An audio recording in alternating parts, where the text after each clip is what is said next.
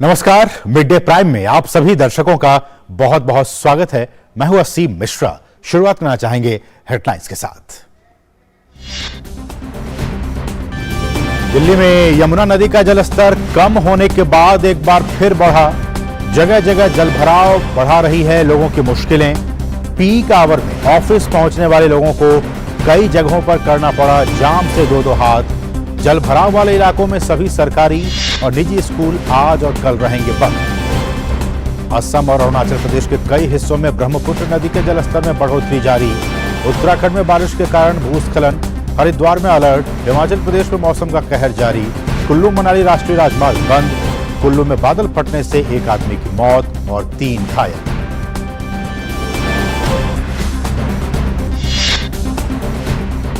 केंद्रीय मंत्री अमित शाह ने नई दिल्ली में मादक द्रव्य तस्करी और राष्ट्रीय सुरक्षा पर क्षेत्रीय सम्मेलन की अध्यक्षता की।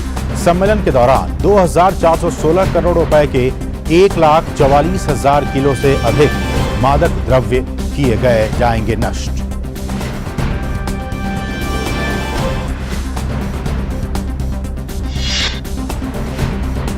गांधीनगर में तीसरी G20 वित्त मंत्रियों और केंद्रीय बैंक गवर्नरों की बैठक की हुई औपचारिक शुरुआत।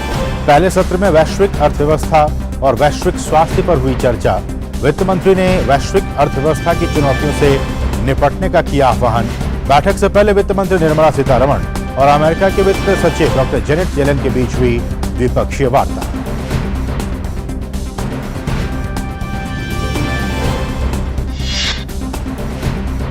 बैंकॉक में बिम्स्टेक समूह के विदेश मंत्रियों की बैठक में शामिल होते हुए विदेश मंत्री डॉक्टर एस जयशंकर, सार्थक, खुली और कई मुद्दों पर भविष्य की चुनौतियों के मद्देनजर हुई चर्चा। डॉक्टर जयशंकर ने कहा, बैठक में बिम्स्टेक सदस्यों के बीच विश्व के सामने मौजूदा चुनौतियों का सामना करने के लिए लचीलेपन और समन्वय को मजबूत करने पर किया गया ध्यान केंद्रित।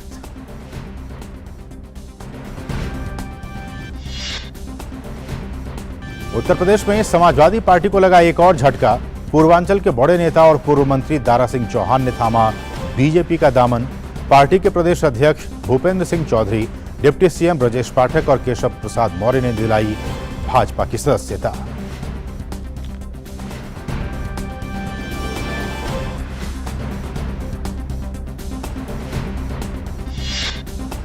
और विश्व नंबर 1 खिलाड़ी कार्लोस अल्काराज ने जीता अपना पहला विंबलडन खिताब। फाइनल में जोकोविच को हराकर तोड़ा उनका लगातार 5वां विंबलडन जीतने का ख्वाब।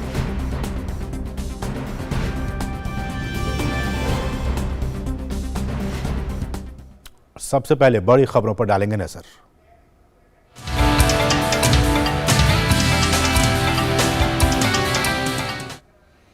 बात सबसे पहले मौसम की, बारिश की और बाढ़ की। देश के कई हिस्सों में बारिश का दौर इन दिनों जारी है। पहाड़ से लेकर मैदान तक बादल बरस रहे हैं। जहां पहाड़ी इलाकों में भूस्खलन की घटनाएं बढ़ रही हैं, वहीं मैदानी इलाके जल जमाव और बाढ़ के हालात से जूझ रहे हैं। पहली तस्वीर है दिल्ली के आईटीओ की। आप देखिए, दिल्ली के आईटीओ की, जहां की राजधानी दिल्ली में जगह जगह जलभराव की वजह से जनजीवन अस्त व्यस्त हो गया है। लोगों को आवाजाही के लिए परेशानियों का सामना करना पड़ रहा है। जलभराव के कारण यातायात बाधित हो रहा है। वहीं यमुना नदी का जलस्तर एक बार फिर से बढ़ गया है। वहीं स्क्रीन पर जो आपको दूसरी तस्वीर दिखाई दे रही है, वो है हिमाचल के मंडी की। मौसम विभाग ने हिमाचल प्रदेश के लिए आज के लिए ऑरेंज अलर्ट जारी किया है। हिमाचल प्रदेश के अनेक भागों में पिछले कुछ दिनों से मानसून सक्रिय बना हुआ है और कई क्षेत्रों में भारी बारिश हो रही है। वहीं आपके स्क्रीन पर जो तीसरी तस्वीर है, उत्तराखंड की तस्वीर है, चमोली जिले की तस्वीर है। मौसम विभाग के अनुसार राज्य में अगले 24 घंटे के लिए भारी से बहुत भारी बारिश का ऑरेंज अलर्ट जारी किया गया है। वहीं राज्य के मुख्य राजमार्गों पर मलबा हटाने का काम भी जारी है। वहीं चौथी तस्वीर असम के गुवाहाटी की है। असम में बाढ़ की स्थिति फिर से गंभीर हो गई है। राज्य के कई जिले बाढ़ से प्रभावित हैं। वहीं लगातार हुई बारिश से कई नदियों का जलस्तर बढ़ गया है। ब्रह्मपुत्र नदी खतरे के निशान से ऊपर बह रही है। और दिल्ली में यमुना नदी का जलस्तर कम होने के बाद एक बार फिर से आज बढ़ गया। आज सुबह 7:01 के करीब यमुना का जलस्तर 205.48 मीटर दर्ज किया गया, जो कि अभी खतरे के निशान से ऊपर है। इससे 3 घंटे पहले तक यमुना का जलस्तर घटकर 205.45 मीटर तक चला गया था। यमुना में खतरे का निशान जो है वो है 205.33 मीटर। जलस्तर बढ़ने के कारण राष्ट्रीय राजधानी में यमुना नदी के आसपास पड़ने वाले इलाकों की सड़कों पर अभी भी जलभराव की स्थिति बनी हुई है। हजारों लोगों ने दिल्ली के कई हिस्सों में अस्थायी आश्रयों में शरण ले रखी है। राहत शिविरों में रहने वाले लोग भोजन और पानी के लिए भी संघर्ष कर रहे हैं। कुछ को भोजन पाने के लिए घंटों लाइन में लगना पड़ रहा है। राष्ट्रीय राजधानी में कल बाढ़ की स्थिति सुधरने के साथ ही भैरव मार्ग समेत अन्य रास्ते वाहनों की आवाजाही के लिए खोल दिए गए। आईएसबीटी कश्मीरी गेट से तिमारपुर और सिविल लाइंस तक रिंग रोड को भी खोल दिया गया। इसके अलावा सराय काले खां से आईपी फ्लाईओवर और राजघाट तक के रिंग रोड को केवल हल्के वाहनों के लिए खोला गया है। हालांकि शांतिवन से मंकी ब्रिज और यमुना बाजार से आईएसबीटी तक के रिंग रोड के हिस्से को अब भी वाहनों के लिए बंद रखा गया है। मजनू का टीला से हनुमान सेतु तक रिंग रोड बंद है। आईपी कॉलेज से चंदगीराम अखाड़ा के बीच का रास्ता भी बंद है। चंदगीराम अखाड़ा से शांतिवन तक के मार्ग को कीचड़ जमा हो जाने के कारण नहीं खोला गया है, क्योंकि इससे यात्रियों की सुरक्षा प्रभावित हो सकती है। और 5 दिन बाद भी दिल्ली की सड़कों पर बाढ़ का पानी जस का तस बना हुआ है। राजधानी दिल्ली में जगह जगह जलभराव की वजह से आम नागरिकों को परेशानियों का सामना करना पड़ रहा है। पानी की निकासी के लिए पर्याप्त व्यवस्था नहीं होने के कारण सड़कों पर यातायात भी बाधित हो रहा है। हालात का जायजा लिया हमारे सहयोगी पराक्रम सिंह शेखावत ने। कहते हैं दिल वालों की दिल्ली कभी थमती नहीं है, दिल्ली कभी रुकती नहीं है, लेकिन हालात कई बार दिल्ली को परेशान करते हैं। यमुना की बाढ़ का जो पानी है वो सड़कों तक बहता हुआ जब आया और ये जो सैलाब जब आया तो उम्मीद और ऐसा सभी ने सोचा था कि शायद अब कुछ घंटों बाद ये पानी नीचे उतरेगा, लेकिन यमुना का जल स्तर तो बेशक कुछ हद तक नीचे उतरा है, लेकिन सड़कों पे जो भरा हुआ पानी है वो अब भी वैसा का वैसा ही है। और उसका सीधा सीधा जो नतीजा है वो दिल्ली की जो दुखती नस है उसको दबा दिया है उसने। और हालात फिर से सड़कों पर ऐसे हुए हैं जिनमें कि यातायात पूरी तरीके से बाधित होता हुआ नजर आ रहा है। देखिए आईटीओ पर हम मौजूद हैं, ये दिल्ली का सबसे व्यस्ततम इलाका है और ऐसे में गाड़ियों की लंबी लंबी कतारें यहाँ पर लगने को मजबूर है, क्योंकि आईटीओ की सड़क पर जो यमुना की बाढ़ का पानी है वो अभी भी बना हुआ है। उसकी निकासी के लिए कोई इंतजाम अब तक नहीं किए गए हैं और उसका जो परिणाम है वो परिणाम कैमरे के जरिए हम आपको दिखा रहे हैं कि गाड़ियों की लंबी लंबी कतारें और कई घंटों का जाम जो है उससे दिल्ली गुजर रही है। और जो यहाँ पर पानी है वो तकरीबन घुटनों घुटनों तक भरा हुआ है। लोग अपने हाथों में जूतों को लेकर के यहाँ से निकलने को मजबूर हैं, चूँकि लोगों को ऑफिस जाना है, अपने गंतव्य तक पहुँचना है, लिहाजा अपनी रोजी रोटी के लिए उनको ये सब करना भी ज़रूरी है। लेकिन बड़ा सवाल ये है कि जिम्मेदार जो हैं वो कहाँ हैं? जनता परेशान हो रही है तो फिर उनके समाधान के लिए कोई प्रयास, कोई कदम क्यों नहीं उठाए जा रहे हैं? और यदि कोई प्रयास और कोई कदम उठाए भी गए हैं, दिशा निर्देश भी दिए गए हैं, तो फिर जमीन पर ऐसे हालात क्यों हैं? क्योंकि तस्वीर आपके सामने है। कैमरे पर्सन सौरभ शुक्ला के साथ पराक्रम सिंह शेखावत, डीडी न्यूज, दिल्ली। तो ये तो है दिल्ली का आईटीओ का हाल, लेकिन दिल्ली में यमुना नदी के पास के इलाकों में सभी सरकारी और निजी स्कूल आज और कल बंद रहेंगे। दिल्ली के पूर्वी, उत्तर पूर्वी, उत्तर पश्चिमी, उत्तरी क्षेत्र, मध्य और दक्षिण पूर्वी दिल्ली में आने वाले सभी स्कूल बंद रहेंगे। शिक्षा निदेशालय ने कहा है कि बाढ़ प्रभावित इलाके के स्कूल ऑनलाइन क्लासेस की व्यवस्था कर सकते हैं।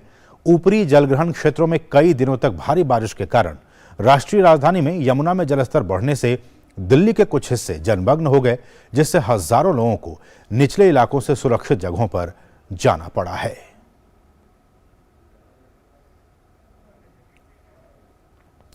और इस वक्त दिल्ली में बारिश और बाढ़ के क्या कुछ हालात हैं, हमारी सहयोगी संध्या शर्मा इस वक्त ताज़ा अपडेट के साथ मौजूद हैं। संध्या, आपका स्वागत है मिड डे प्राइम में। और सबसे पहले तो यही आपसे जानना चाहेंगे कि इस वक्त आप कहां मौजूद हैं और वहां पे क्या कुछ स्थिति है पानी की?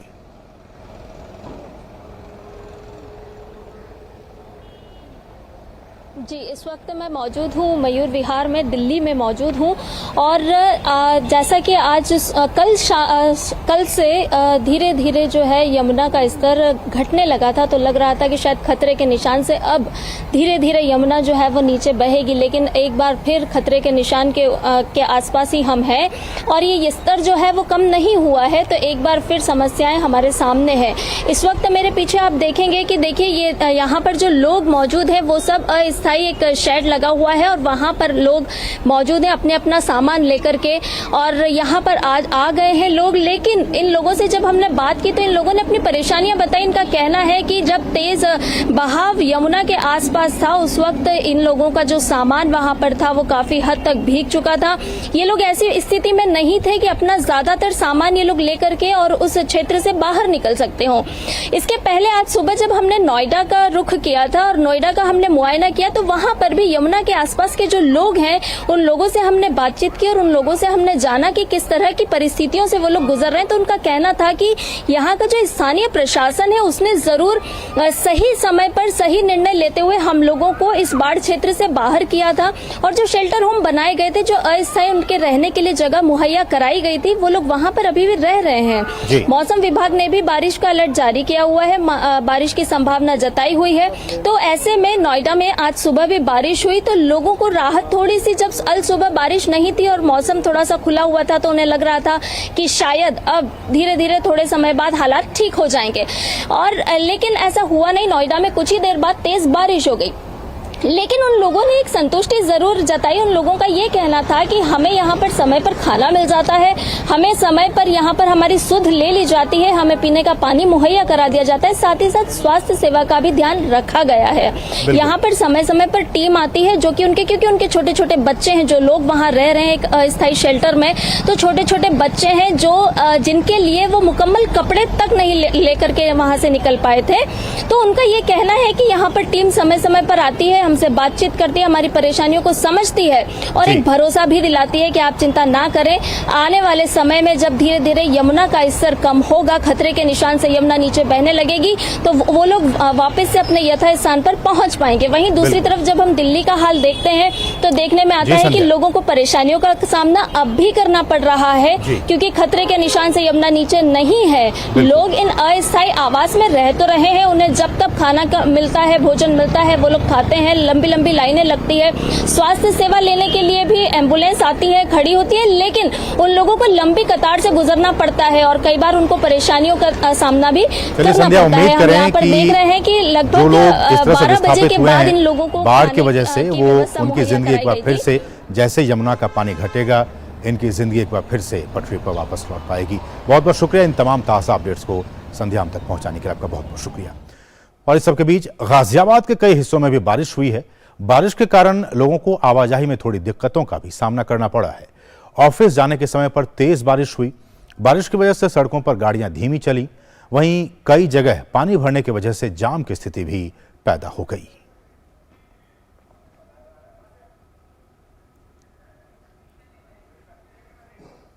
और इस वक्त केंद्रीय गृह मंत्री अमित शाह एक कार्यक्रम को संबोधित कर रहे हैं, आइए सीधे रुख करते हैं। मादक पदार्थों की तस्करी और उपयोग न केवल आने वाली नस्लों को बर्बाद करता है, परंतु वो राष्ट्रीय सुरक्षा को भी प्रभावित करता है, क्योंकि हमारे जो जियोपॉलिटिकल प्रॉब्लम्स हैं, जिस तरह से हमारे पड़ोसियों का एक प्रकार का निरंतर व्यवहार डिस्टर्बेंस खड़े करने का है, वो मादक पदार्थों की तस्करी को सीधा टेरर लिंक से जोड़ता है। यहाँ हथियारों की तस्करी को भी इससे बढ़ावा मिलता है, हमारे अर्थतंत्र को नुकसान पहुंचाने के सारे उपायों को भी ज्यादा मजबूत करता है। तो जहां तक भारत का सवाल है, हम मादक पदार्थों की तस्करी और राष्ट्रीय सुरक्षा को अलग नहीं कर सकते। इसलिए भारत जैसे देश में मादक पदार्थों की तस्करी पर लगाम कसना और उसके प्रति जीरो टॉलरेंस की नीति को अख्तियार करना, मैं समझता हूं कि समग्र विश्व में सर्वाधिक महत्वपूर्ण है, क्योंकि इससे हमारी नस्लें तो बर्बाद होती ही है, हमारे अर्थतंत्र को भी नुकसान होता है और राष्ट्रीय सुरक्षा को भी प्रभावित करता है। तो आज हमने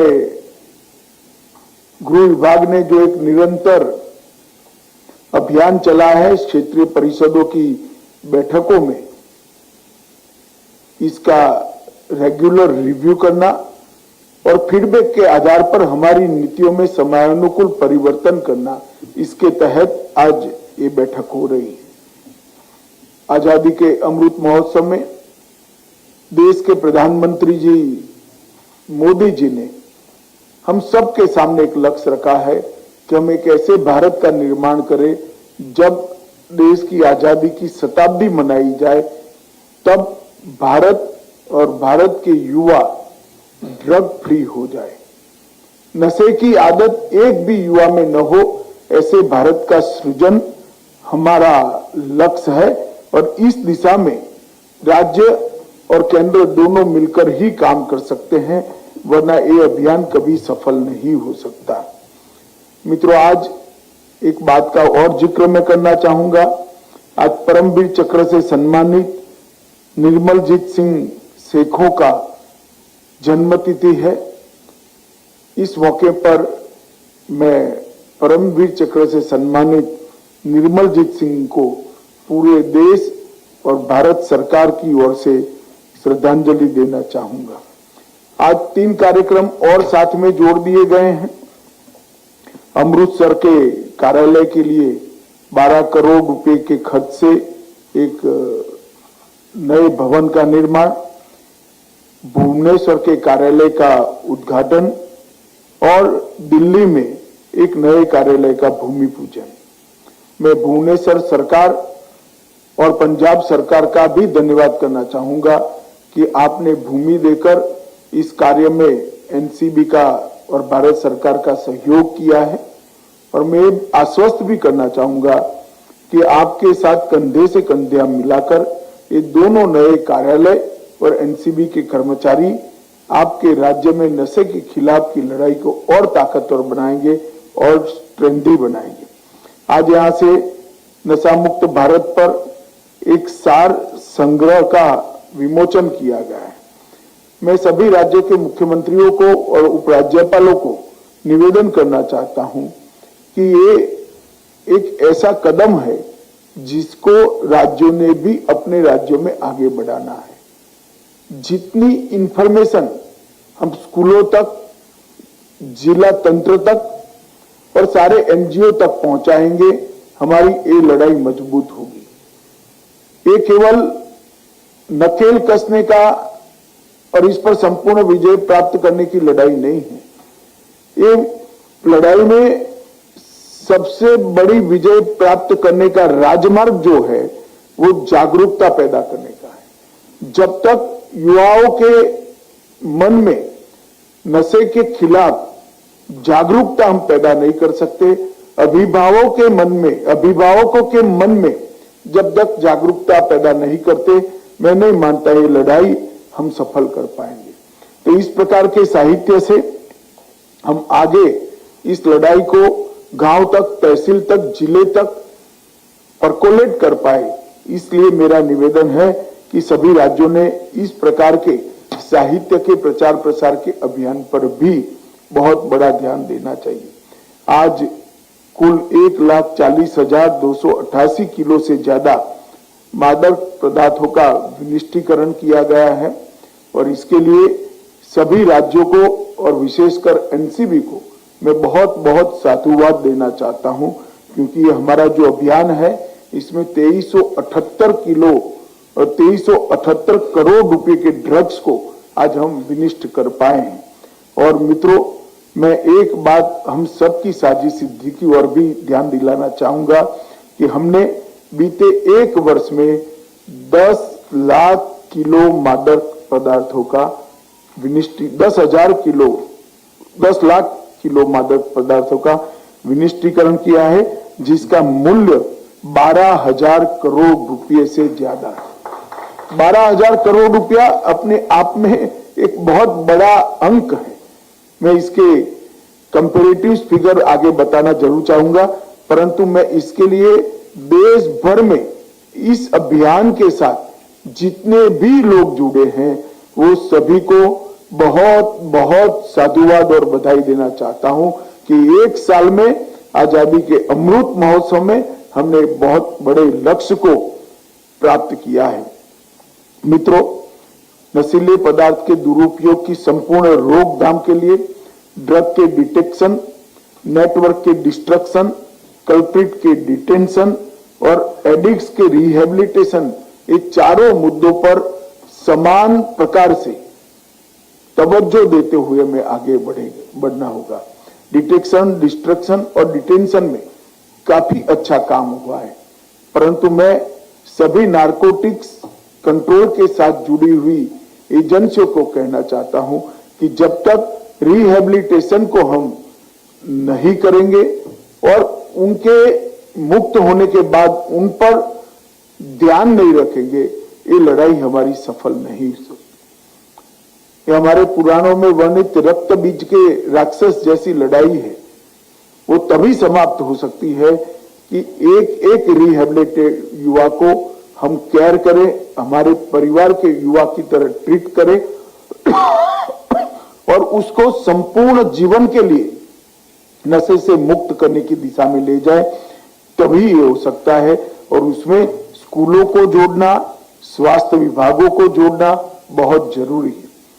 तो होल ऑफ गवर्नमेंट अप्रोच के साथ हेल्थ, समाज कल्याण विभाग, केमिकल और ड्रग डिपार्टमेंट, शिक्षा डिपार्टमेंट, पंचायत डिपार्टमेंट और राज्यों के गृह मंत्रालय, ये सभी एक प्लेटफॉर्म पर एकत्रित आकर काम करते हैं, तभी नशे की संपूर्ण मुक्ति की जो हमारी कल्पना है भारत के लिए, इसको हम सिद्ध कर पाएंगे।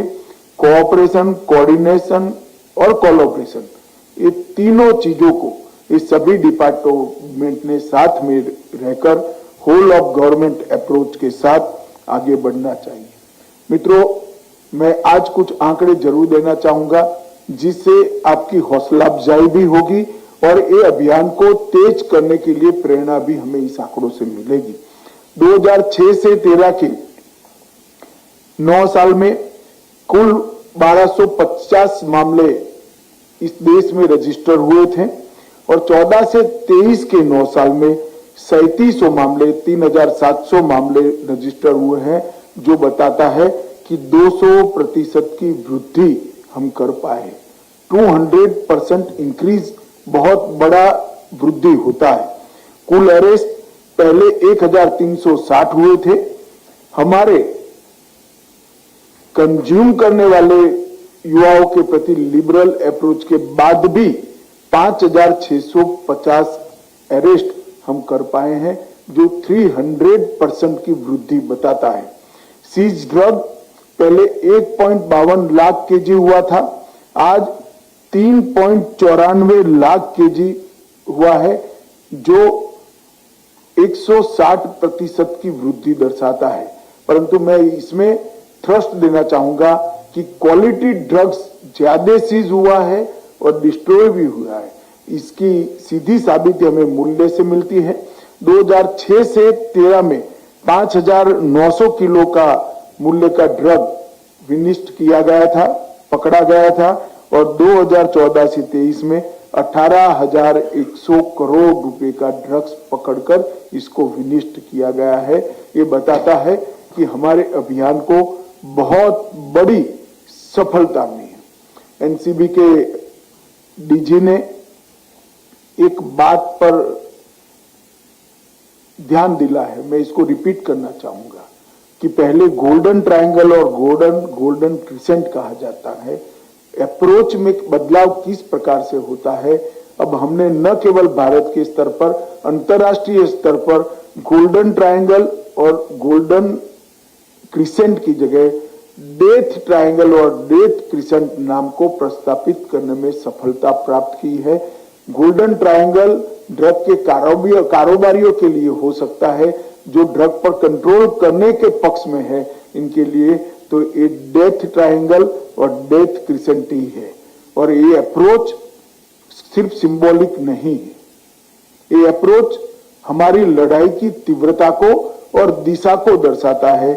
हम सब ने आगे इसी दिशा में जाना है और इसको और नीचे तक ले जाने का प्रयास करना है।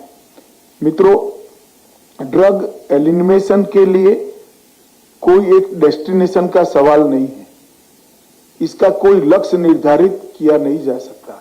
ये निरंतर सजगता से साथ करने वाली जर्नी है। एक पल की कोताही भी हमारे पूरे आंदोलन को खराब कर सकती है।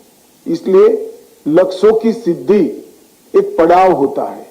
ये जर्नी ऐसी है, हमें हमेशा चालू कर रखनी होगी और जागरूकता हर पल निरंतर रखनी पड़ेगी।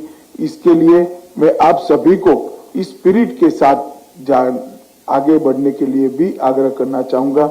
मित्रों, एनकोड की स्थापना 2019 में हमने की, जिसमें 4 स्तरीय एनकोड की मीटिंगें होती है।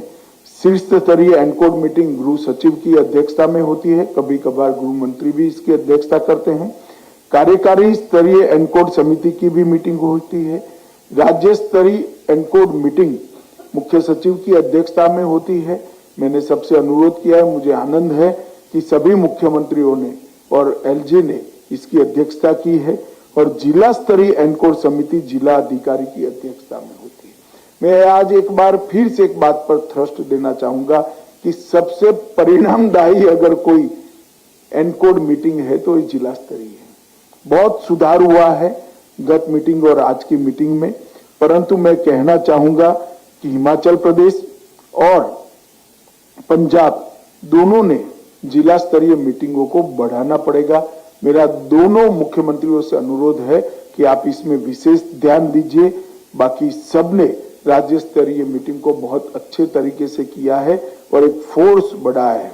एक संयुक्त समन्वय समिति बनाने का भी हमारा प्रयास है, इस पर भी ध्यान देना चाहिए। एक बात मैं जरूर कहना चाहूंगा कि फाइनेंशियल इन्वेस्टिगेशन पर राज्यों ने ईडी का सहयोग करना चाहिए। ईडी के पास काफी मामले भेजने चाहिए। जब तक ड्रग कारोबारियों की फाइनेंशियल इन्वेस्टिगेशन को हम चेन को नहीं तोड़ते हैं, फाइनेंशियल इन्वेस्टिगेशन कर इनके इंटरेस्ट चेन को नहीं तोड़ते हैं, मैं नहीं मानता हमारा अभियान सफल होगा। एनडीपीएस के पेट एनडीपीएस के उपयोग के बारे में भी मैं आग्रह करना चाहूंगा। कुछ मुख्यमंत्रियों ने जिक्र किया कि इसमें कानून में कठोर करना चाहिए, परंतु पेट एनडीपीएस में प्रावधान है ही। इसके तहत आप कठोर कदम ले सकते हैं और संपत्ति की जब्ती का प्रावधान भी एनडीपीएस की कानून के अंदर इनबिल्ट है। मैं चाहूंगा कि डीजी एनसीबी सभी राज्यों के डीजीपी को फिर से एक बार संपत्ति की जब्ती के बारे में एक जागरूकता पत्र भी भेजे। और कुछ मुख्यमंत्रियों ने बेलेबल ऑफेंस के लिए जो कहा है, इसके लिए भी मैं कहना चाहूंगा एनडीपीएस का एक भी कानून बेलेबल, एक भी धारा बेलेबल नहीं है, 137 भी बेलेबल नहीं है। परंतु हमारा अप्रोच का सवाल है। हमारा अप्रोच ये होना चाहिए कि ड्रग का जो सेवन करता है वो विक्टिम है, जो व्यापार करते हैं वो गुनहगार है। जब किसी के पास से 30 ग्राम से कम मात्रा में ड्रग मिलती है तो एक्ट में एक ऑप्शन दिया है, अगर जिसके पास से 30 ग्राम से कम मात्रा में ड्रग मिलती है वो अगर स्वयं स्वीकृति देकर रिहेबिलिटेशन सेंटर में जाने के लिए सहमति देता है तो उसको पकड़ना नहीं चाहिए, उसको वापस आने का रास्ता हमने प्रशस्त करना चाहिए। एक भी धारा के अंदर बेलेबल ऑफेंस नहीं है, ये मैं फिर से स्पष्टता करना चाहूंगा। परंतु इतनी ही दृढ़ता के साथ मैं कहना चाहता हूं कि जो मादक द्रव्यों का सेवन करते हैं वो बेचारे विक्टिम है। हमारा सिस्टम में नाटे उनको वापिस लाने का प्रयास होना चाहिए, न कि उसको परमानेंट नशेड़ी बनाने का। तो इस विषय को आप सब ढंग से नीचे तक परकोलेट करेंगे ऐसी मैं आशा रखता हूं। एक SIMS ई पोर्टल बनाया गया है, इसका भी उपयोग करना चाहिए केंद्रीकृत एनकोड पोर्टल, जिसके बारे में बहुत जानकारी नीचे तक पहुंच गई, उपयोग भी उसका हुआ है, परंतु मैं आशा करता हूं कि इसके थानों तक हम परकोलेट करें। एक निदान कर एकीकृत डेटाबेस है और नफीस है हैंड फिंगरप्रिंट्स के लिए, दोनों का उपयोग करना चाहिए। हमने dedicated anti narcotics task force के गठन के लिए कहा था, 35 के 35 राज्यों ने एक गठन कर दिया, इसलिए मैं सभी राज्यों को बहुत बहुत बधाई और साधुवाद देना चाहता हूं। एक मैं सभी राज्यों के मुख्यमंत्रियों को अनुरोध करना चाहूंगा कि राष्ट्रीय नारकोटिक्स कैनाई पूल की स्थापना हमने की है। अब अगर राज्य भी इस दिशा में आगे जाते हैं तो एनसीबी आपको ट्रेनिंग के लिए जरूर मदद कर सकती है। इसकी संख्या जितनी बढ़ाएंगे, नारकोटिक्स को कंट्रोल करने में हमें बड़ी सफलता होगी। और इसके साथ साथ मेरा राज्य के मुख्यमंत्रियों को दो और विषय पर आग्रह है। एक, राज्य के मुख्य न्यायाधीश को बात कर इसकी विशिष्ट अदालतें बनाई जाए और प्रोसिक्यूशन को फास्ट ट्रैक मोड में डाला जाए, तो मैं मानता हूं कि सजा जितनी ज्यादा कराएंगे इतना ही रोकथाम में फायदा होगा। इससे कठोर संदेश जाता है। और इसके साथ साथ संपत्ति जब्ती के मामले भी बढ़ाने चाहिए। जो इसके व्यापार में लिप्त हैं, इनकी संपत्तियां जब्त होनी चाहिए। कुर्की को सार्वजनिक करिए और सामाजिक उनका बहिष्कार हो, इस प्रकार की स्थिति से ही दूसरे लोग इस व्यापार से जुड़ने में रुकेंगे और जुड़ने में शर्म करेंगे। तो रूथलेसली हमने संपत्ति की कुर्की की दिशा में आगे बढ़ना चाहिए। इसके लिए किसी भी प्रकार का गाइडेंस आपको चाहिए तो एनसीबी आपको दे सकती है। इसके साथ साथ राज्यों के मुख्यमंत्रियों को मैं जरूर आग्रह करना चाहता हूं कि एफएसएल को स्ट्रेंथन करने के लिए जब तक हम काम नहीं करेंगे, प्रोसिक्यूशन आगे नहीं बढ़ेगा। सिर्फ 10-15 लाख के खर्चे से आपकी एफएसएल में प्राथमिक रिपोर्ट जनरेट करने की सारी व्यवस्थाएं हो सकती है। ये इनिशिएटिव का सवाल है, मैं नहीं मानता संसाधन का सवाल है। हर एफएसएल में अगर ये नारकोटिक्स है या नहीं है, इसकी पहचान की प्राथमिक रिपोर्ट आ जाती है तो फिर प्रोसिक्यूशन आगे चल पड़ेगा, क्योंकि सालों तक प्रोसिक्यूशन रिपोर्ट के अभाव में नहीं होता है और कोर्ट बिल दे देते हैं। अगर हम इतनी प्राथमिक सुविधा राज्य की एफएसएल में खड़ी कर ले, छोटा सा आपका इनिशिएटिव, छोटा सा आपका गाइडेंस और छोटी सी आपकी केयर आपके राज्य की प्रोसिक्यूशन एजेंसी को बहुत फायदा करेगी। उसी तरह से अवैध खेती के विनिष्टीकरण के लिए भी विशेषकर उत्तर जोन, जो आज हमारी मीटिंग है, वो क्षेत्र के मुख्यमंत्रियों ने विशेष ध्यान देना चाहिए। जहां तक ड्रोन का रजिस्ट्रेशन का सवाल उठाया एक मुख्यमंत्री जी ने, एक कानून को हम बहुत कम समय में लेकर आ रहे हैं, रजिस्ट्रेशन को हम कंपलसरी कर रहे हैं और ढेर सारी पाबंदियां भी इस पर लगने वाली हैं।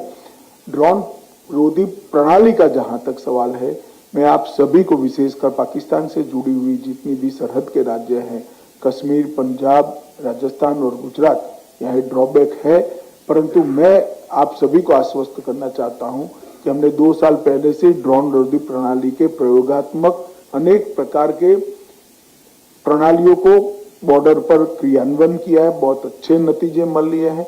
अब सबका अच्छा लेकर एक संपूर्ण ड्रोन रोधी प्रणाली बनाने की प्रक्रिया चल रही है। ये फाइनल होते ही इसको बड़ी तेजी से बॉर्डर पर लगाकर इस हथियारों और नारकोटिक्स की तस्करी को हम रोकने का काम करेंगे। मुझे विश्वास है कि हम समाधान के बहुत नजदीक खड़े हैं। मित्रों, ये जो अभियान है हमारा, वो हमारी आने वाली नस्लों को बचाने के पुण्य कार्य का अभियान है। ये अभियान हमारा देश को सुरक्षित करने का अभियान है। मैं मानता हूं इस पर हम सबकी प्राथमिकता तय होनी चाहिए और सभी मुख्यमंत्रियों से और उपराज्यपालों को मेरी करबद्ध प्रार्थना है, आपकी डायरी में भी इसका एक स्थान होना चाहिए। आप सभी ने बहुत समय दिया है अपने अपने राज्य में इसको स्ट्रेंथी करने के लिए। मगर ये निरंतर जारी रखना होगा। अंत में आप सभी का मैं धन्यवाद करना चाहता हूं और विशेषकर ये 2 राज्यों का, ओडिशा और पंजाब का, जिन्होंने हमें भूमि देकर सहयोग किया है और आगे पर भी आपका ऐसा सहयोग मिलता रहेगा। जहां तक पंजाब की जेल का सवाल है, पैडी किस्त हमने यहाँ से जारी कर दी है और कुछ ही समय में इसका कंस्ट्रक्शन शुरू होगा और इसके बाद इस पर नकेल कसने में हमें बहुत बड़ी सफलता होगी, ऐसा मेरा विश्वास है।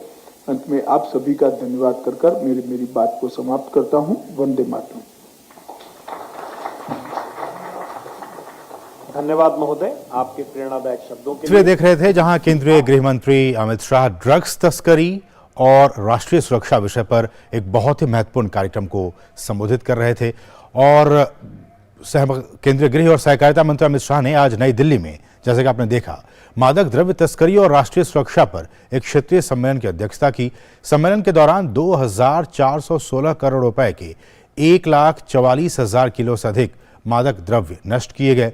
ये मादक पदार्थ मादक द्रव्य नियंत्रण ब्यूरो यानी एनसीबी ने सभी राज्यों के मादक द्रव्य निरोधक कार्यबल के समन्वय के साथ की गई कार्रवाई में देश के विभिन्न हिस्सों से बरामद किए हैं। पीएम मोदी के नेतृत्व में सरकार ने भारत को नशा मुक्त करने के लिए मादक द्रव्यों के जीरो टॉलरेंस की नीति अपनाई है। साल 2022 में 1 जून से इस साल 15 जुलाई तक एनसीबी और राज्यों के एएनटीएफ की क्षेत्रीय इकाइयों ने सामूहिक तौर पर तकरीबन 8,76,554 किलो मादक पदार्थ को नष्ट किया है। ये लक्ष्य से 11 गुना ज्यादा है। इनका मूल्य लगभग 9,580 करोड़ रुपए है। और यहां रुकेंगे छोटे से ब्रेक के लिए। आप देखते रहिए डीडी न्यूज। भैया जी सारी तैयारी कर ली अपने गोपाल की शादी की, आप चिंता ही मत कीजिए, लच्छू सब संभाल रहा है। अच्छा भैया जी, जैसे आप बताए थे सेम टू सेम जूते आ गए हैं, शेरवानी फिट करा लिया है और टोपी एकदम लल्लन टॉप। भैया जी यहाँ का भी अपॉइंटमेंट ले लिया हमारे लिए। हमने कहा था ना भैया जी, लच्छू सब संभाल रहा है, एकदम हीरो बना के ले जाएंगे अपने भाई को। वहाँ बात की परिवार नियोजन। भैया जी ऐसी बातों में मर्दों का क्या काम। वाह, अपने परिवार की प्लानिंग में तेरा कोई काम नहीं। जब बहू आएगी तुझे पूछेगी बुड़बक कि परिवार नियोजन का कौन सा तरीका अपनाना है तो क्या कहेगा, लच्छू संभाल रहा है। क्या बोल रहे हैं भैया जी। फोन लगा और सिर्फ ब्याह नहीं, ब्याह के बाद की समझदारी की तैयारी करो, समझे। भैया जी शर्माता है, बकलोल है। सेहत और सोच दोनों से तैयार होकर परिवार बढ़ा रहा है इंडिया, अपना भविष्य पक्का बना रहा है इंडिया। फोन करें और परिवार नियोजन से जुड़ी सब जानकारी पाएं। जोड़ी जिम्मेदार जो प्लान करे परिवार।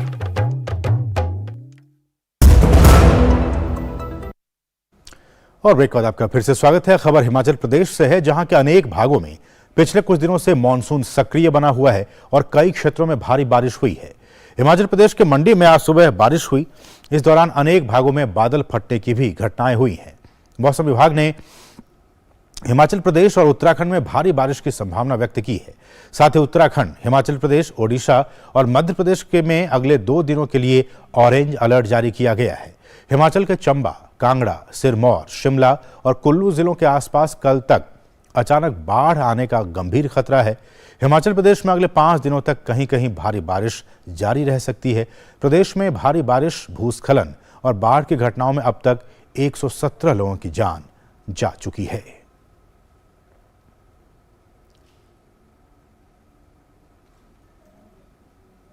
और हिमाचल प्रदेश के अलग अलग इलाकों में रुक रुक कर बारिश हो रही है। कल रात प्रदेश के लगभग सभी जिलों में बारिश हुई है। इस बीच राज्य के मुख्य राष्ट्रीय राजमार्गों पर मलबा हटाने का काम जारी है। गैमन पुल से आगे और सेऊ बाग के निकट सड़क पर मलबा आ जाने से कुल्लू मनाली राष्ट्रीय राजमार्ग बंद हो गया। कुल्लू में रात को बारिश हुई। वहीं खरहाल घाटी के कोलश और जवानी नाला में बादल फटने से बाढ़ आई, जिसमें कुछ मकानों और दुकानों को नुकसान पहुंचा। नाहन में कल रात भी बारिश हुई, लेकिन अब आज सुबह हल्के बादल दिखाई दे रहे हैं। राज्य में बाढ़ के कारण 5,203 पेयजल की योजनाएं प्रभावित हुई हैं। साथ ही 1237 सिंचाई की योजनाएं भी प्रभावित हुई हैं, जिन्हें दुरुस्त करने का प्रयास जारी है। और हिमाचल प्रदेश में मौसम का कहर रुकने का नाम नहीं ले रहा है। कुल्लू के कियास गांव में बादल फटने से एक आदमी की मृत्यु हो गई और 3 लोग घायल हो गए। इसके अलावा 9 गाड़ियां भी क्षतिग्रस्त हो गई। बादल फटने से बाढ़ आ गई और नाले के आसपास रह रहे मकानों और दुकानें बहा ले गईं। सड़क किनारे खड़ी एक गाड़ी में सोए हुए 4 व्यक्ति बह गए, जिसमें एक व्यक्ति की मौत हो गई। और उत्तराखंड के कई हिस्सों में भी बारिश के कारण जनजीवन अस्त व्यस्त है। मौसम विभाग के मुताबिक राज्य में अगले 24 घंटे के लिए भारी से बहुत भारी बारिश का ऑरेंज अलर्ट जारी किया गया है। इस दौरान संवेदनशील इलाकों में कहीं कहीं हल्के से मध्यम भूस्खलन और चट्टान गिरने के कारण सड़कों, राजमार्गों में अवरोध, निचले इलाकों में जलभराव की स्थिति बनने की संभावना है। वहीं प्रदेश के मुख्य राजमार्गों पर मलबा हटाने का काम जारी है ताकि जनजीवन को पटरी पर लाया जा सके।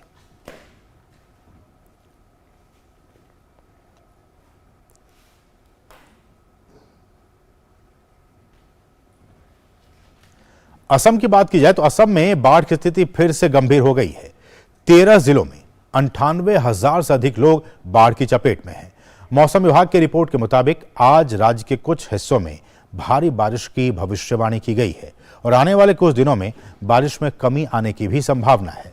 बाढ़ से 3618.35 हेक्टेयर फसल क्षेत्र प्रभावित हुआ है। वहीं एनडीआरएफ, एसडीआरएफ समेत स्थानीय प्रशासन की टीमें लगातार बाढ़ की स्थिति पर नजर रख रही हैं। और अब बात ताजा खबर की।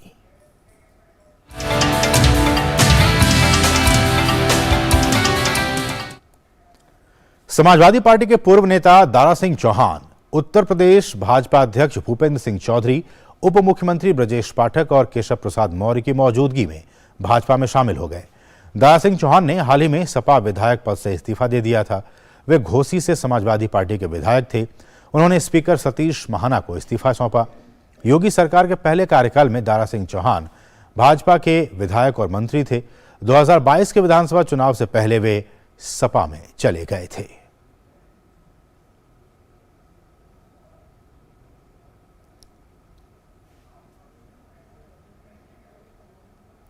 गुजरात से बीजेपी के तीनों उम्मीदवार निर्विरोध राज्यसभा पहुंच गए हैं। गुजरात से विदेश मंत्री डॉक्टर एस जयशंकर, बाबूभाई जेसंगभाई देसाई और केसरी देव सिंह झाला निर्विरोध राज्यसभा सांसद चुन लिए गए हैं। इसरो से एक खबर आ रही है। इसरो ने चंद्रयान 3 का मिशन अपडेट जारी किया है। इसके मुताबिक इसरो ने चंद्रयान 3 की दूसरी कक्षा में आगे बढ़ने की प्रक्रिया पूरी कर ली है। अब चंद्रयान 3 पृथ्वी से 41,603 किलोमीटर की ऊंची अंडाकार कक्षा में पहुंच गया है, जो कि चांद की ओर निर्देशित है। साथ ही यह अपने निकटतम बिंदु से 226 किलोमीटर दूर है। इसरो से मिली जानकारी के मुताबिक आने वाले दिनों में इसी तरह की प्रक्रिया होगी ताकि अंतरिक्ष यान को पृथ्वी के गुरुत्वाकर्षण खिंचाव से बाहर निकाला जा सके और चांद की ओर उसे निर्देशित किया जा सके। आपको बता दें कि चंद्रयान 3 के पहली कक्षा बढ़ाने की प्रक्रिया इस महीने की 15 तारीख को की गई थी, जिसके द्वारा चंद्रयान 3 41,762 किलोमीटर और 173 किलोमीटर दूरी की अंडाकार कक्षा में पहुंच गया था। तो लगातार चंद्रयान के जो ऑर्बिट है उसको ऊपर आगे बढ़ाने का काम इसरो की तरफ से किया जा रहा है और इसी संदर्भ में ये अपडेट हमने आपको दी। बढ़ेंगे आगे। पीएम मोदी कल पोर्ट ब्लेयर में वीर सावरकर अंतर्राष्ट्रीय हवाई अड्डे के नए एकीकृत टर्मिनल भवन का उद्घाटन करेंगे। समारोह में वे वर्चुअली जुड़ेंगे। भारतीय हवाई अड्डा प्राधिकरण ने लगभग 710 करोड़ रुपए की लागत से टर्मिनल का निर्माण किया है। यात्रियों की बढ़ती आवाजाही को देखते हुए इसे बनाया गया है। ये 40,800 वर्ग मीटर क्षेत्र में बना है और इसकी क्षमता 50 लाख यात्रियों की सालाना की होगी। टर्मिनल का वास्तुशिल्प प्रकृति से प्रेरित है। शंख के आकार के जैसा दिखने वाला ये डिजाइन द्वीप और समुद्र से प्रभावित है। गर्मी को कम करने के लिए डबल इंसुलेटेड छत बनाई गई है। वहीं डिजाइन ऐसा है कि दिन के वक्त सूरज की रोशनी भी आसानी से इमारत के अंदर आ सकेगी। ये टर्मिनल क्षेत्र में पर्यटन को बढ़ाने में भी मददगार होगा, जिससे स्थानीय स्तर पर रोजगार के अवसर बढ़ेंगे और क्षेत्र की अर्थव्यवस्था को गति मिलेगी।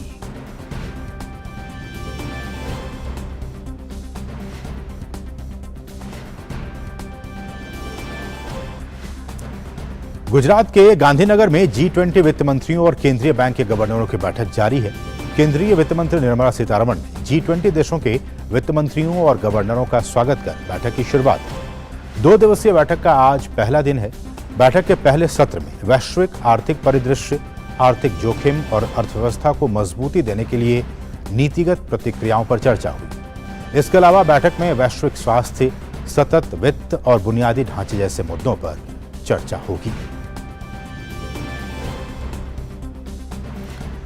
और भारत की G20 की अध्यक्षता के तहत तीसरी G20 वित्त मंत्रियों और केंद्रीय बैंक गवर्नरों की 2 दिवसीय बैठक का आज और कल गांधीनगर में आयोजन किया जा रहा है। वहीं इससे पहले वित्त मंत्री निर्मला सीतारमण और अमेरिका के वित्त मंत्री के बीच द्विपक्षीय वार्ता हुई। द्विपक्षीय वार्ता से पहले दोनों देशों की ओर से एक संयुक्त बयान जारी किया गया। संयुक्त बयान के दौरान वित्त मंत्री निर्मला सीतारमण ने कहा कि दोनों देश साझा लोकतांत्रिक मूल्यों, नियम आधारित वैश्विक व्यवस्था के प्रति प्रतिबद्ध हैं और लगातार रचनात्मक संवाद के जरिए जुड़े हुए हैं। वित्त मंत्री ने कहा कि पिछले महीने पीएम मोदी की अमेरिका यात्रा ने दोनों देशों की साझेदारी को नए आयाम देने के साथ नई ऊंचाई पर पहुंचाया है। वित्त मंत्री ने कहा कि भारत और अमेरिका G20 एजेंडा को सक्रिय रूप से आगे बढ़ाने के लिए पूरी तरह से प्रतिबद्ध हैं। Shared democratic values, pluralism, and a strong commitment to rules-based global order and multilateralism, India and the United States of America are actively engaged in constructive dialogues. Our discussions highlight the commitment of India and the United States to actively further the G20 agenda. I also look forward to furthering our bilateral interests through development cooperation and new investment opportunities through alternate investment platforms for renewable energy. और वहीं America के वित्त मंत्री Janet Yellen ने कहा कि America Bharat की G20 अध्यक्षता के तहत वैश्विक अर्थव्यवस्था और स्वास्थ्य को लेकर उठाए गए मुद्दों का समर्थन करता है।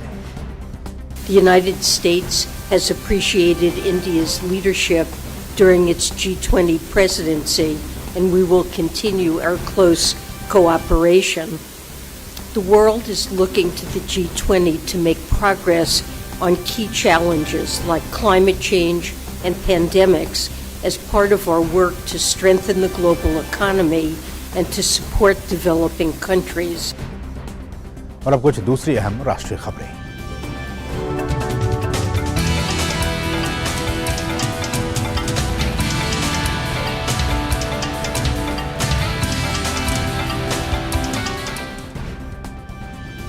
राष्ट्रपति द्रौपदी मुर्मू ने आज भारतीय रेड क्रॉस सोसाइटी की वार्षिक आम बैठक में हिस्सा लिया।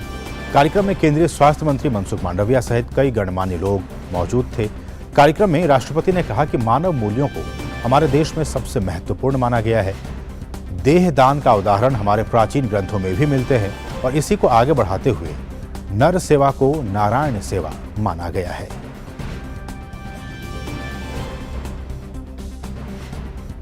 भारत की परंपरा में परोपकार को सबसे अधिक महत्वपूर्ण मानवीय मूल्य माना गया है।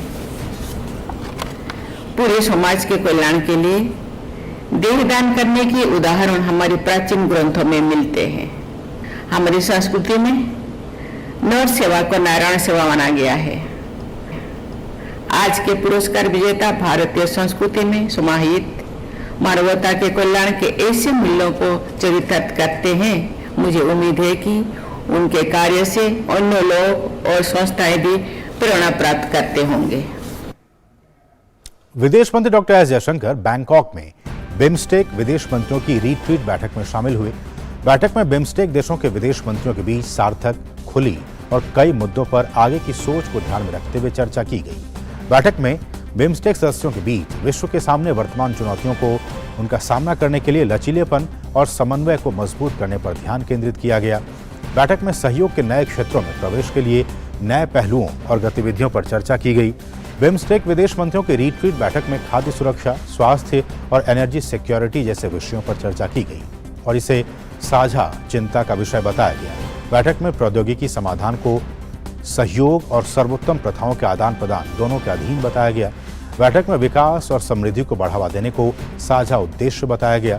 साथ ही इन मुद्दों पर आगे की चर्चा के लिए भविष्य में और बैठकों पर सहमति बनी। केंद्रीय स्वास्थ्य मंत्री मनसुख मांडविया ने भी आज भारतीय रेड क्रॉस सोसाइटी की वार्षिक आम बैठक में हिस्सा लिया। कार्यक्रम में उन्होंने कहा कि भारत विविधताओं का देश है, इसलिए पीएम मोदी के नेतृत्व में हम अंतिम पायदान पर खड़े व्यक्ति के लिए स्वास्थ्य सुविधाएं मुहैया करवाने पर काम कर रहे हैं। भारत विविधताओं का देश है। विविधता में एकता ही हमारी पहचान है। प्रधानमंत्री श्री मोदी जी ने इन्हीं विविधताओं को संयोजने के लिए एक भारत श्रेष्ठ भारत का मंत्र हमें दिया है और मोदी सरकार लगातार यह प्रयास कर रही है कि समाज में अंतिम पायदान पर बैठे व्यक्ति तक आधुनिक स्वास्थ्य सुविधाओं का लाभ पहुंचाया जा सके। उन्होंने कहा कि आयुष्मान योजना के तहत देश में बड़ी संख्या में लोगों को स्वास्थ्य सेवा का लाभ मिल रहा है। आयुष्मान भारत योजना के जरिए देश में 1.60 लाख हेल्थ एवं वेलनेस सेंटर का पूरा नेटवर्क तैयार किया गया है। यह सेंटर अब सिकल सेल रोगों को खत्म करने में महत्वपूर्ण भूमिका अदा करेगा। पाकिस्तान की खुफिया एजेंसी आईएसआई और आतंकवादियों के लिए काम करने वालों के खिलाफ जम्मू कश्मीर में बड़ी कार्रवाई हुई है। जम्मू कश्मीर के उपराज्यपाल मनोज सिन्हा ने इस संबंध में 3 अधिकारियों के खिलाफ बड़ी कार्रवाई करते हुए उन्हें सस्पेंड कर दिया है।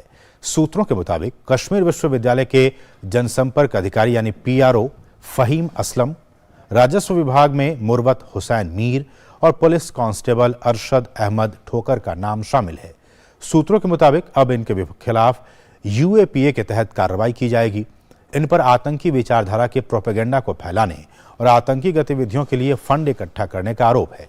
3 और अधिकारियों की बर्खास्ती के साथ बर्खास्त अधिकारियों की संख्या 52 तक पहुंच गई है, जिन्हें आतंकवादी संगठनों के साथ संबंध के कारण बर्खास्त कर दिया गया है।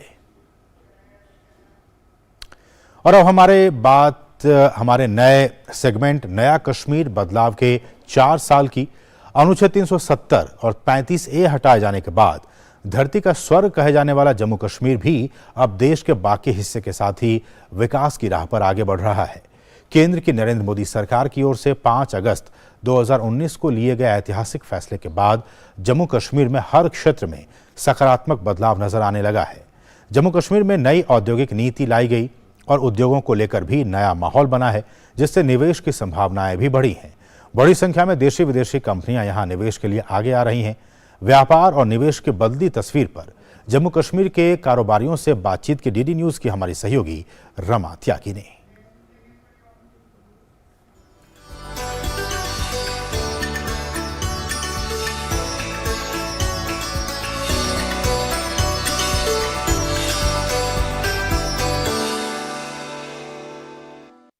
तीन 370 से पहले यहाँ पर एक बड़ी इंडस्ट्री का माहौल नहीं था। किस तरह से यहाँ बदलाव हुआ है और क्या कुछ सोचते हैं यहाँ के इंडस्ट्रियलिस्ट? कुछ लोग हमारे साथ मौजूद हैं, हम उनसे बात करते हैं और जानते हैं कि किस तरह का फायदा उन्हें देखने को मिला है। ये पीस आ गया आफ्टर 370। ये जो हमारे बच्चे ये स्टोन पेल्टिंग ये बंद हो गई ऑब्वियसली। और गवर्नमेंट ने जो स्कीम्स लाते थे आज तक वो पता नहीं चलता था, दिस इज फैक्ट। मगर अब सारा सिस्टम पर आता है, ये ऑनलाइन होता है, लोकल्स को भी पता चलता है कहाँ जॉब है, कहाँ मैं अप्लाई करूं, कहाँ नहीं करूं। आज तक मुझे लगता है ये सारे हिडन थे, सारे ये जॉब्स, कहाँ रिक्रूटमेंट होनी है, कहाँ जॉब्स होने थे। इस वजह से it is a very positive sign, transparency आ गई। That's the main thing what I want to say. After 370 we got a transparency regarding jobs, regarding business and regarding peace also, I can say. Myself being a young entrepreneur, सबसे जो अच्छी चीज जो मेरे को लगता हुई है, that is the जो आपका सब डिपार्टमेंट्स को ऑनलाइन इन्होंने जो कन्वर्ट किया है। Because I remember when I started my own venture back in 2013, काफ़ी धक्के खाने पड़े। एक डिपार्टमेंट से एनओसी लाओ, दूसरे से आप सर्टिफिकेट लाओ। आजकल का जो एंटरप्रेन्योर हैं, जो यंग एंटरप्रेन्योर है, he doesn't have to face all those procedure जो हमको फेस करने पड़े। तो काफ़ी वेलकम स्टेप है कि जो आपका ऑनलाइन सिस्टम हो गया है। मेन तो कश्मीर में एक तो टूरिज्म है और हैंडीक्राफ्ट्स है और फ्लोरिकल्चर है और अपना हॉर्टिकल्चर है, जिसपे गवर्नमेंट को ज्यादा कंसंट्रेट करना चाहिए। देखिए, बाहर से चीजें लाके यहाँ पे फिर बनाना और फिर बाहर वापस ले जाना, that will be cost effective. Tourism तो बहुत बड़ा है, मैं कहूँ 3-4 4 क्या 5 बड़ा है। अब बहुत hoteliers, everybody is busy with business. क्या बदलाव किस चीज में आया प्रैक्टिकली, वो जानना चाहते हैं हम कि क्या क्या चीजें बदली। आया है, इससे पैसा यहाँ आएगा, कारोबार चलता है। वहाँ घोड़े वाले जाते हैं सोनमर्ग में, हम वहाँ रहने वाले हैं थोड़ा दूर। अच्छा, पहलगाम में भी काम चलता है, श्रीनगर में भी उससे काम चलता है। हर जगह गाड़ी वाले भी काम करते हैं, सब लोग काम करते हैं। 73,000 करोड़ से ज्यादा के इन्वेस्टमेंट के प्रपोजल्स हैं और उससे 3 लाख से ज्यादा रोजगार की बात कही गई है। तो जो यूथ है उसे एक बहुत बड़ा मौका मिलने वाला है, चाहे स्टार्टअप की बात हो, चाहे यहाँ पर MSME की बात हो। एक बड़ा बदलाव नए भारत का, नया जम्मू कश्मीर अब देखने को मिल रहा है। कैमरामैन शुभम शर्मा और सहयोगी विनोद कुमार ओझा के साथ रमा त्यागी, DD न्यूज, श्रीनगर।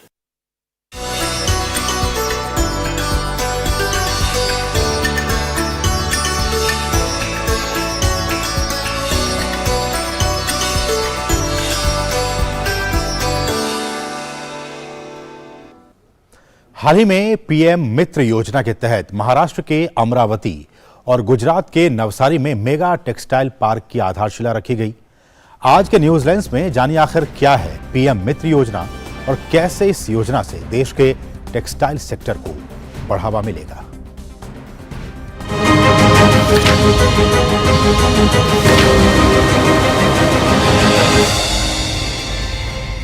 अब विदेशों में भी भारतीय कपड़ों की पहचान बनने जा रही है। दरअसल हाल में ही PM mega integrated textile reason and apparel यानी PM मित्र योजना के तहत महाराष्ट्र के अमरावती और गुजरात के नवसारी में मेगा टेक्सटाइल पार्क की आधारशिला रखी गई है। प्रधानमंत्री नरेंद्र मोदी ने इस मौके पर ट्वीट करते हुए लिखा कि पिछले कुछ दिनों में 2 PM मित्र मेगा टेक्सटाइल पार्क की आधारशिला रखी गई है। ये पार्क अमरावती, नवसारी में बनेंगे। वे उत्पादकता बढ़ाएंगे, नवाचार को बढ़ावा देंगे और रोजगार के कई अवसर पैदा करेंगे। चलिए सबसे पहले आपको बताते हैं कि आखिर क्या है PM मित्र योजना। बता दें कि PM मित्र योजना देश में टेक्सटाइल सेक्टर को बढ़ावा देने के लिए केंद्र सरकार की एक प्रमुख योजना है। इस योजना की घोषणा 2021-22 के बजट में की गई थी। इस योजना के तहत देश में मेगा टेक्सटाइल पार्क स्थापित किए जा रहे हैं। इन मेगा टेक्सटाइल पार्क की खास बात ये होगी कि कपड़े तैयार करने से लेकर उनकी मार्केटिंग, डिजाइनिंग और एक्सपोर्ट सभी एक जगह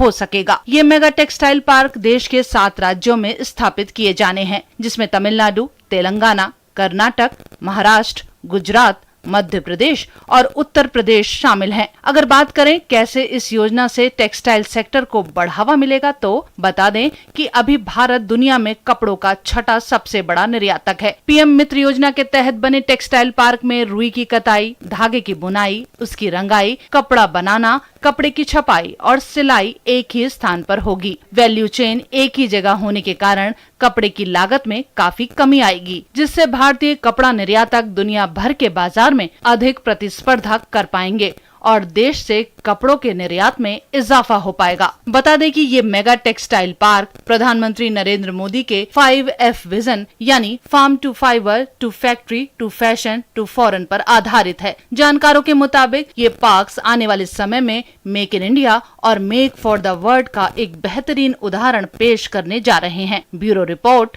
DD न्यूज।